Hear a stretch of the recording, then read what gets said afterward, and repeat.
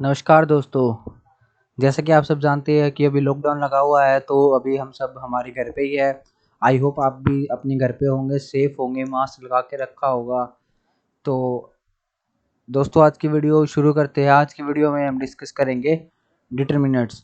Video शुरू करने पहले से बताता हूं दोस्तों, अगर आप हमारे चैनल पे नए हैं या आपने अभी तक हमारा चैनल सब्सक्राइब नहीं किया है, तो आप हमारे चैनल को सब्सक्राइब कर लीजिए और बेल आइकन को भी प्रेस कर दीजिए, ताकि आपको हमारे लेटेस्ट अपडेट जल्दी से जल्दी मिल सके। तो दोस्तों, आज की वीडियो शुरू करते हैं। आज का हमारा टॉपिक है डिटर्मिनेंट्स। तो दोस्तों, हमने हमारे प्रीवियस चैप्टर में मैट्रिक्स के बारे में पढ़ा था। जो हमारी मैट्रिक्स होती है वो क्या होती है, आज हम पढ़ेंगे डिटर्मिनेंट ऑफ ए मैट्रिक्स। ये वैसे तो हमारा एक मैट्रिक्स का ही मोस्ट इंपॉर्टेंट पार्ट होता है, बट आपके सिलेबस में इसको एक अलग चैप्टर दे रखा है। तो जानते हैं कि हम डिटर्मिनेंट्स क्या होता है। जैसे हमारे पास क्या है, जो लीनियर इक्वेशन होती है उसको मैट्रिक्स की फॉर्म में हम अगर कन्वर्ट करें, तो हमारे पास ये होता है। जैसे मैट्रिक्स की फॉर्म में ये आ गई हमारे पास a1x plus b1y is equal to c1 और a2x plus b2y is equal to c2। तो यहाँ पे a1 a2 b1 b2 ये हमारी एक मैट्रिक्स हो गई। x और y जो है ये हमारे एक अलग से हो गए, और c1 और c2 ये अलग हो गए। तो इसको हम मैट्रिक्स की फॉर्म में रिप्रेजेंट कर सकते हैं। जो ये हमारी टेबल है, इस टेबल को हम मैट्रिक्स की फॉर्म में रिप्रेजेंट कर सकते हैं। तो देखिए, आगे चलते हैं। डिटर्मिनेंट्स डिटर्मिनेंट्स होता क्या है।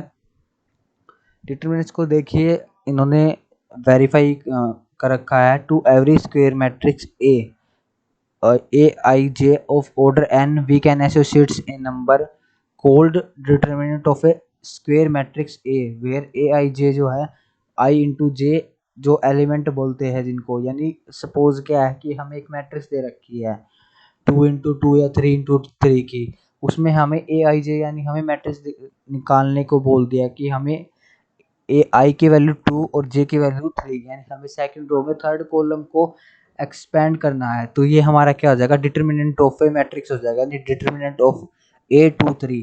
चलिए, आपको ज़्यादा टाइम ना वेस्ट करते हुए सीधा एग्जांपल पे लेके चलते हैं, वहाँ पे आप इजीली समझ सकते हैं।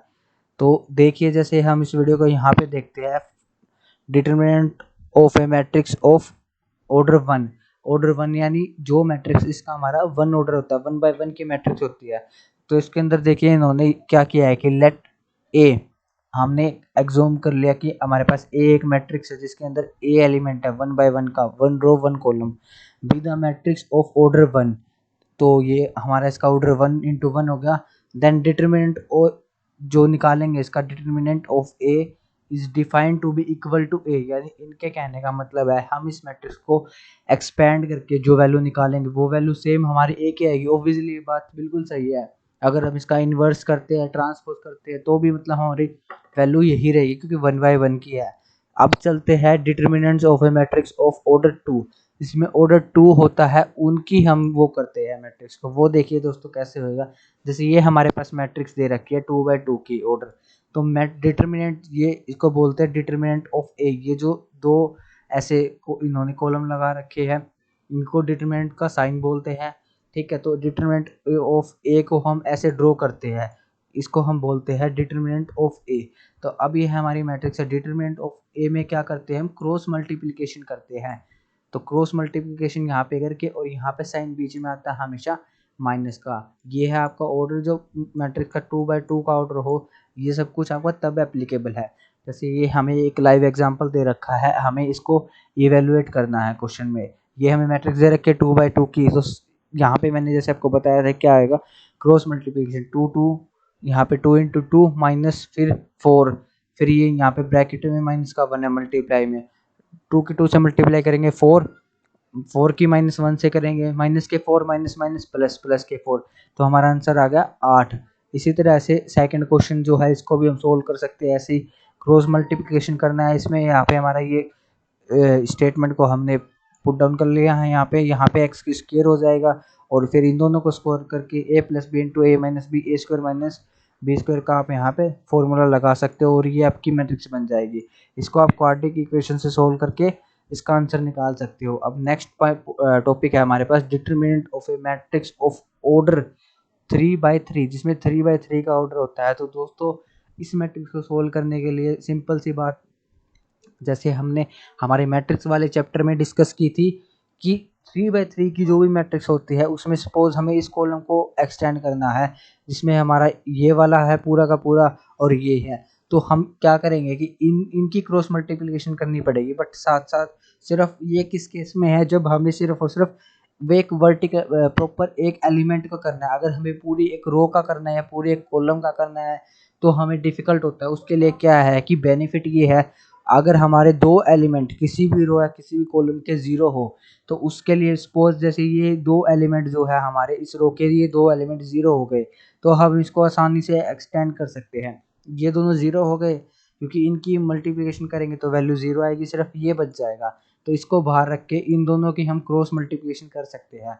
तो इसीलिए हम इनमें ऑपरेशंस का यूज़ करते हैं। देखिए मैं आपको एक एग्जांपल देखते हैं, हम एग्जांपल से समझते हैं इसको। 3/3 ऑर्डर की मैट्रिक्स को, जैसे ये हमें दे रखा है इवेल्युएट द डिटर्मिनेंट, हमें इसका निकालना है। ठीक है, तो अभी इन्होंने क्या दे रखा है, note that the third column, जो थर्ड हमारी कॉलम है, ये वाली थर्ड जो कॉलम है, third column 2 entries are zero, so expanding along third column, यानी हम C3 को क्या करेंगे, एक्सपेंड करेंगे। हम हमारे थर्ड कॉलम को एक्सपेंड करते हैं, तो थर्ड कॉलम को एक्सपेंड करते हुए देखिए हम इसको कैसे करते हैं, इसको आपको मैं दिखाता हूँ रब करके कि थर्ड कॉलम को जब हम एक्सपेंड करेंगे तो इस वाली रो ये नहीं आएगी और ये वाली रो में ये नहीं आएगी। इसको रब करते हैं, हाँ जी, तो ये वाला नहीं आएगा हमारा। देखिए तो अब हम सपोज करते हैं हम इसको काट के हम इसको एक्सपेंड कर रहे हैं। तो एक्सपेंड कैसे करते हैं कि इसके दो एलिमेंट सभी को हम इस वाले कॉलम को एक्सपेंड कर रहे हैं। तो सबसे पहले ये वाला एलिमेंट बाहर, जब ये वाला एलिमेंट बाहर रख लिया तो ये वाली रो और ये वाली कॉलम हाइड कर दी। अब ये जो बच गई स्टेटमेंट ये हमने एज इट इज यहाँ पे पुट कर ली। फिर सेकंड पार्ट में क्या करेंगे, देखिए सेकंड पार्ट को देखते हैं। फिर माइनस का साइन, आपको साइन बता दूं मैं, साइन कैसे चलते हैं, यहाँ पे प्लस का आता है, फिर माइनस का, फिर ये प्लस का, फिर ये माइनस का, फिर ये प्लस का, ये माइनस का, उसके बाद ये प्लस का, ये वाला माइनस का और ये प्लस का। ये साइन कैसे काम करते हैं, अगर हम इसको पूरी मैट्रिक्स को हमें इसको एक्सपेंड करना है तो ये साइन काम करते हैं। अभी सिर्फ हमें एक कॉलम को करना है, तो सबसे पहले इस वाले को किया हमने ऐसे, यहाँ पे हमारा 4 बार रह गया और ये सारी चीज़ें हमारी यहाँ पे आ गई। अब देखिए हम अगली वाली को करते हैं, अगली वाली को करते हैं तो हमारी क्या आती है, इस वाली को करेंगे। अब ये ऐसे और ये ऐसे, अब ये वाला एलिमेंट बाहर आ गया 0 1 2 4 और 1 को लिख लिया। नेक्स्ट वाली इसमें हम क्या करेंगे, नेक्स्ट वाली इक्वेशन जब निकालेंगे तो इसमें 0 फिर बाहर, अब इस वाली रो को हटा देंगे, अब ये 1 2 और ये बच गया। अब देखिए इसको सोल्व करते हैं दोस्तों, अब ये यहाँ पे मल्टीप्लाई में है तो ये आंसर 0 आएगा, ये मल्टीप्लाई में ये 0 आएगा, सिर्फ ये बच गया, ये 4 बाहर, 1 की 1 से करेंगे -1, फिर यहाँ पे माइनस का साइन, 4 की 3 से करेंगे माइनस के 12 आ गया, तो इसको यहाँ से करेंगे माइनस के 13 इंटू में 4 माइनस के 52, ये हमारा आंसर आ गया। तो सेम थर्ड जो 3 की हमारी होती है 3/3 ऑर्डर जो होता है मैट्रिक्स का, उनको हम ऐसे सोल्व करते हैं। बट अभी जैसे हम अगर देखें इस क्वेश्चन में क्या था, हमारे पास जो मैट्रिक्स थी इस क्वेश्चन के अंदर, उस मैट्रिक्स में ये जो दो है हमारे ये ऑलरेडी जीरो थे।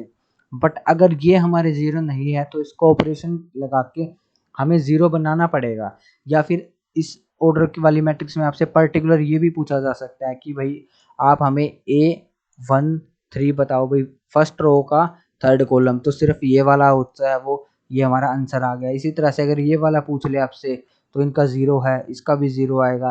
अगर ये वाला पूछ ले आपसे तो इसका A31 बताइए, जैसे थर्ड रो का फर्स्ट कॉलम, इस तरह से, तो फिर हमें ये वाला निकालना पड़ेगा। इस वाले को अगर हम प्रैक्टिकली देखें इसको हम कैसे निकालेंगे, अगर हमें इस वाले को निकालना है तो ये हाइड हो जाएगा, ये हाइड हो जाएगा, 4 बाहर रह जाएगा और ये हमारा वैल्यू क्या आ जाएगी, तो इसकी यहाँ पे क्रॉस मल्टीप्लिकेशन, ये यहाँ पे वैल्यू 0 आ जाएगी, माइनस इसको इससे मल्टीप्लाई करेंगे क्या आएगा, 12 आएगा। तो 12 की 4 से करेंगे यहाँ पे क्या आ जाएगा, माइनस के 48, ये आंसर आ जाएगा आपका। तो इस तरह से हमें क्वेश्चन को सोल्व करना है। देखिए आगे चलते हैं, अब हमारी एक्सरसाइज आ गई। एक्सरसाइज में कुछ नहीं है, सारे के सारे क्वेश्चन एज इट इज़ है। अगर आपको कोई क्वेश्चन समझ ना आए तो आप मुझे इनबॉक्स कर सकते हो, चलिए अब देखते हैं प्रॉपर्टीज ऑफ डिटर्मिनेंट्स, जो हमारी नेक्स्ट एक्सरसाइज है। डिटर्मिनेंट्स की जो प्रॉपर्टीज हैं वो चेक कर लेते हैं। वो प्रॉपर्टीज हमें क्या कहती है, प्रॉपर्टीज ऑफ डिटर्मिनेंट्स। ये कह रहे हैं कि in this previous section we have learn how to expand the determinants. जो हमने लास्ट सेक्शन में डिटर्मिनेंट निकालना सीख लिया, अब ये कह रहा है कि डिटर्मिनेंट जो निकालते हो उनकी कुछ एक प्रॉपर्टीज होती है। तो आइए वो हम रीड आउट कर लेते हैं कि इनकी क्या क्या प्रॉपर्टी होती है। जैसे प्रॉपर्टी नंबर 1 में क्या बता रहे हैं, the value of determinant remain unchange if rows and column are intersect. ये इनका कहने का मतलब क्या है, ये आपको मैं लाइव एग्जांपल से दिखाता हूँ। जितने भी है सभी के एग्जांपल है, एग्जांपल के साथ हम डिस्कस करेंगे। फर्स्ट प्रॉपर्टी में क्या कह रहे हैं कि अगर आपकी जो कोई भी रो है, या सॉरी कोई भी आपकी जो मैट्रिक्स है, अगर उसकी रो या कॉलम को हम इंटरसेक्ट कर देते हैं तो जो हमारा आंसर है वो सेम आता है। सपोज ये हमारे पास एक मैट्रिक्स दे रखी है, इस मैट्रिक्स को हमने एक्सपेंड किया तो सबसे पहले वही दो बाहर, इसको और इसको हाइड कर लिया, इन दोनों की क्रॉस मल्टीप्लिकेशन हो गई। फिर इसको और इसको हाइड कर लिया, इन दोनों की क्रॉस मल्टीप्लिकेशन हो गई।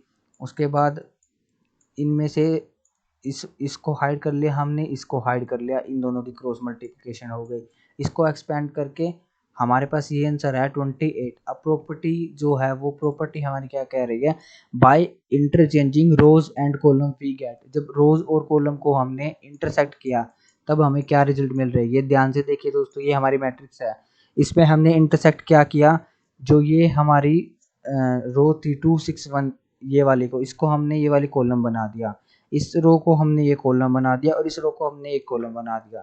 ठीक है, एक किस्म से जैसे हम इन्वर्स निकालते थे ना, इन्वर्स ऑफ ए मैट्रिक्स, तो हमने इसको वो कर दिया। तो इन्वर्स करने के बाद भी जब से हमने इसको एक्सटेंड किया तो इसमें भी हमारा आंसर सेम आ रहा है।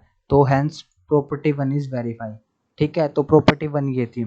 अब दोस्तों सेकंड प्रॉपर्टी देखते हैं। सेकंड प्रॉपर्टी हमें क्या कहती है, सेकंड प्रॉपर्टी कहती है कि इफ टू रोज और column of A of a determinants are interchange then sign of determinant change। इनका कहने का मतलब है कि जब दो रो या फिर कॉलम एक मैट्रिक्स में हम चेंज करते हैं और उसका डिटरमिनेंट्स निकालते हैं, देन जो हमारा साइन होता है जो डिटरमिनेंट का वो चेंज हो जाता है। सपोज मैं आपको एग्जांपल से दिखाता हूँ लाइव, उसमें हमें अच्छे से समझ में आ जाएगा। जैसे ये हमारे पास दे रखी है प्रॉपर्टी 2 के लिए, ये हमारे पास एक मैट्रिक्स है 3/3 इसका ऑर्डर है मैट्रिक्स का हमारा। तो 3/3 की मैट्रिक्स दे रखी है, इस मैट्रिक्स को हमने ऊपर एक्सपेंड किया था, सेम वही है, हमारा आंसर आया था 28। अब ये देखिए दोस्तों, इन्होंने यहाँ पे हमें क्या बताया है कि interchanging rows second and rows third. आइडर क्या किया है कि रोज सेकंड और थर्ड को इन्होंने चेंज कर दिया, यानी जो हमारी थर्ड रो थी उसको इन्होंने क्या कर दिया, सेकंड रो बना दिया, और जो सेकंड थी रो उसको इन्होंने थर्ड रो बना दिया। तो अब इनको सोल्व करने के बाद जो इनका आंसर आया वो आया है 28। यहाँ पे फर्स्ट केस में हमारा क्या आया था, माइनस का 28, और जो ये हमारा सेकंड केस है इसमें आ रहा है हमारा प्लस का 28। तो हमारी प्रॉपर्टी देखते हैं, हमारी प्रॉपर्टीज भी हमें यही कह रही थी कि इफ टू रोज और column of a determinant are interchange then the sign of determinant change. यानी अगर हम दो मैट्रिक्स के रोज और कॉलम को चेंज करके डिटरमिनेंट निकालते हैं तो साइन भी हमारा चेंज हो जाएगा। तो ये भी प्रूव हो गया। थर्ड प्रॉपर्टी देखते हैं, इफ एनी टू रो और column of a determinant are identical all corresponding element are same then the value of element is 0। इसका कहने का मतलब है जो हमारे corresponding elements होते हैं अगर वो सेम है तो हमारे डिटरमिनेंट्स की वैल्यू 0 आती है। इसको देखते हैं कि एग्जांपल से कैसे ये हमें बता रहा है। शुरू करते हैं। तो जैसा कि हमें इस एग्जांपल में दे रखा है कि हमारे पास टू रो, इन्होंने कहा है कि दो रो या दो कॉलम जो भी हमारे सेम होती है या आइडेंटिकल होती है, जैसे इस वाले केस में हमारे पास ये दोनों आइडेंटिकल है, ये और ये दोनों सेम है 2 2 2 3 3 3। So expanding along first row we get, first row को हमने एक्सपेंड किया, इस वाले को ये छोड़ के इसको अगर हम अच्छे से देखें तो हाँ, ये हमने यहाँ पे क्रॉस मल्टीप्लिकेशन की, उसके बाद ये 2 यहाँ पे ले लिया हमने, इन दोनों को छोड़ दिया, इन दोनों की क्रॉस मल्टीप्लिकेशन, फिर इसको छोड़ के और इसको छोड़ के इन दोनों की क्रॉस मल्टीप्लिकेशन। तो जो हमारा आंसर आएगा डिटरमिनेंट्स का वो 0 आएगा। तो ये हमें इस प्रॉपर्टी में बता रखा था कि if two rows and column of a determinants are identical, all corresponding elements are same, then value of determinant is 0।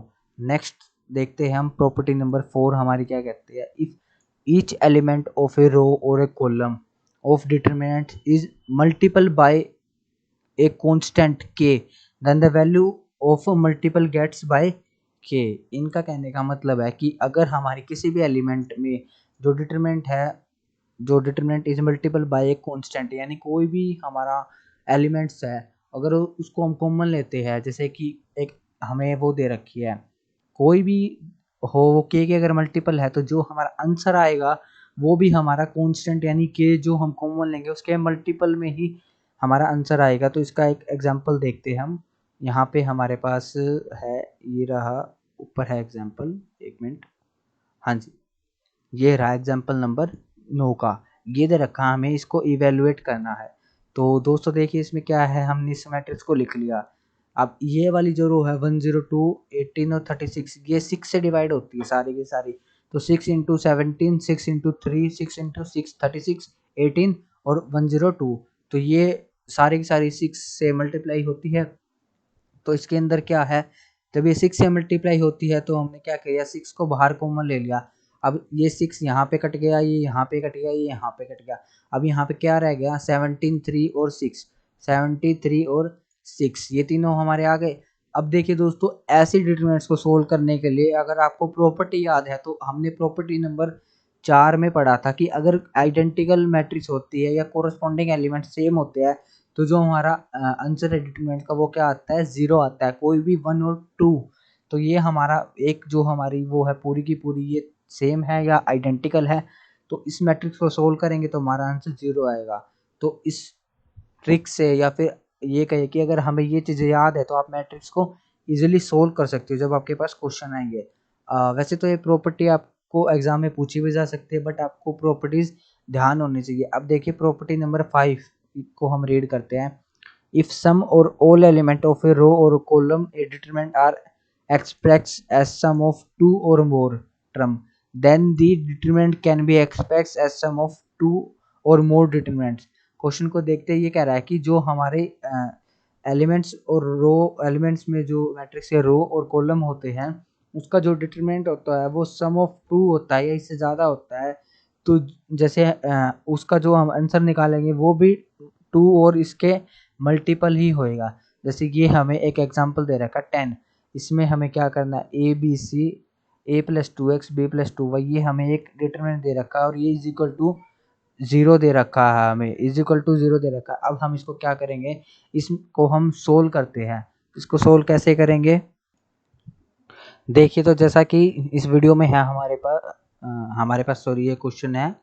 तो ये हमें क्वेश्चन दे रखा है। अब इस क्वेश्चन में हमने क्या किया कि हमने इस एलिमेंट, इस मैट्रिक्स को अलग अलग लिख लिया। जैसे कि यहाँ पे हमने अलग अलग क्यों किया, जैसे 2x प्लस 2y और 2z, इनको हमने एक इसमें अलग निकाल के एक ही ये मैट्रिक्स बना ली और एक ही ये मैट्रिक्स बना ली। ठीक है, तो ये दो मैट्रिक्स हमने यहाँ पे बना ली। अब यहाँ पे बनाने के बाद क्या है कि जो ये ABC है, ये ABC है, ये दोनों हमारा सेम हो गया। इन दोनों को सेम होने से क्या है कि हमारी जो दो रोज हैं वो आइडेंटिकल हो गई, यानी इसका आंसर हमारे पास क्या आ गया, 0 आ गया।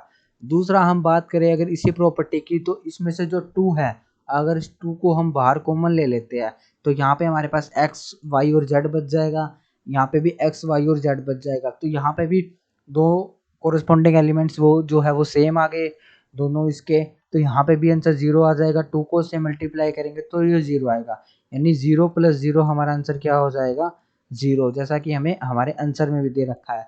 तो इसमें हम देख सकते हैं कि हमने प्रॉपर्टी नंबर 3 और 4 को यूज़ किया है और ये प्रॉपर्टी नंबर 5 है जो हमारा ये बता रहा था अगर हमारा जो 2 टाइम होता है सम ऑफ 2 और more term, then the determinant can be express as a sum of 2 और मोर डिटरमिनेंट्स। तो ये हमारी प्रॉपर्टी नंबर 5 थी। अब देखते हैं प्रॉपर्टी नंबर 6 क्या कहती है। 6 हमारी प्रॉपर्टी बोलती है if two each element of any row or column of it determines equi the equimultiple of corresponding element of other row are added, then the value of determinants remains the same. If the value of determinant remain same if we apply the operation. तो इसको example से देखते हैं, वैसे समझ भी लेते हैं कि ये क्या कह रहा है हमें। ये यहाँ पे बता रहा है कि हमारी कोई भी रो और कॉलम जो है डिटरमिनेंट्स का इक्वी मल्टीपल या फिर कोरस्पोंडिंग एलिमेंट्स जो है वो दूसरी रो के उसमें होते हैं, तो दूसरी रो में अगर हम ऐड करते हैं वैल्यू को तो जो है हमारा डिटरमिनेंट्स बचा हुआ वो सेम आता है। अगर फिर भी कोई इसमें सेम नहीं आता है तो हम उसमें ऑपरेशन लगा सकते हैं। मेन पॉइंट ये है कि आपको इसमें ऑपरेशन लगा के क्वेश्चन को सोल्व करना पड़ेगा। जैसे क्या है कि अभी मैट्रिक्स में आपको वैल्यू नहीं दे रखी थी, बट यहाँ पे आपको इक्वल टू ये दे रखा है, तो यानी हमारा जो आंसर आएगा वो इसके इक्वल आना चाहिए। ये वाला थोड़ा सा डिफिकल्ट एग्जांपल पड़ेगा, इसको हम सोल्व कर लेते हैं। ये आपको अच्छे से समझ में आ जाएगा, बट मैं वो भी आपको बता दूंगा अगर समझ में ना आए तो। अब देखिए यहाँ पे ऑपरेशन लगाना आसान हो जाएगा इसके अंदर। जैसे ये हमारे पास दे रखा है और इसमें ज़रूरी नहीं कि आपको एक्सरसाइज में से क्वेश्चन दे, एग्जाम्पल भी क्वेश्चन मोस्टली बहुत ज़्यादा एग्जाम्पल आते हैं एग्ज़ाम में। तो आई होप अगर आप सारे के सारे एग्जाम्पल भी पढ़ के जाओगे तो भी आप एग्ज़ाम को अच्छे से अटैम्प्ट कर सकते हो। तो देखिए अपना क्वेश्चन देखते हैं। ये हमें मैट्रिक्स दे रखी है, अब हमें क्या करना है, सेम वही हमें दो उसको ज़ीरो बनाना है, जितना हो सके उसको ज़ीरो कैसे बनाना है। पहली बात तो इसमें हमें कुछ करने की ज़रूरत नहीं है क्योंकि आइडेंटिकल मैट्रिक्स हो गए, तो इसका आंसर वैसे ही हमारा ज़ीरो आएगा। इसका ये मतलब नहीं है कि अगर आप इसको सोल्व करोगे तो ज़ीरो। ये प्रॉपर्टीज़ का मतलब क्या है कि ये चीज़ फिक्स है। जैसे हमारे रूल होते हैं कि अगर ये सेम है तो आपका आंसर ज़ीरो आएगा। आप किसी को भी एक्सपेंड करके देख सकते हो, आपका आंसर सेम आएगा। या फिर आप इसमें ऑपरेशन भी लगा सकते हो। अगर आप इसमें ऑपरेशन लगाना चाहो तो R1 पे ऑप्शन लगाओ, R1 और R2 को जोड़ दो, दोनों को R1 और R2 को आप जोड़ोगे तो यहाँ पे x plus y plus z, यहाँ पे भी आपका x plus y plus z और यहाँ पे भी आपका क्या है x plus y plus z हो जाएगा। और ये फिर दोनों सेम हो जाएंगे यहाँ पे, क्योंकि क्या है आप यहाँ पे जोड़ोगे तो आपकी तीनों रोज ये सेम हो जाएंगे। जैसे इसी तरह से आपका अगला एग्जाम्पल है, इसमें भी आपके तीनों एलिमेंट सेम है, ठीक है। तो आपका आंसर आप ज़ीरो इसको लिख सकते हो, बिल्कुल कोई वो नहीं है इशू, आप इसको ज़ीरो लिख सकते हो, तीनों के तीनों आपके सेम है। और अगला एग्जाम्पल देखते, सारे के सारे एग्जाम्पल आपके सेम हैं।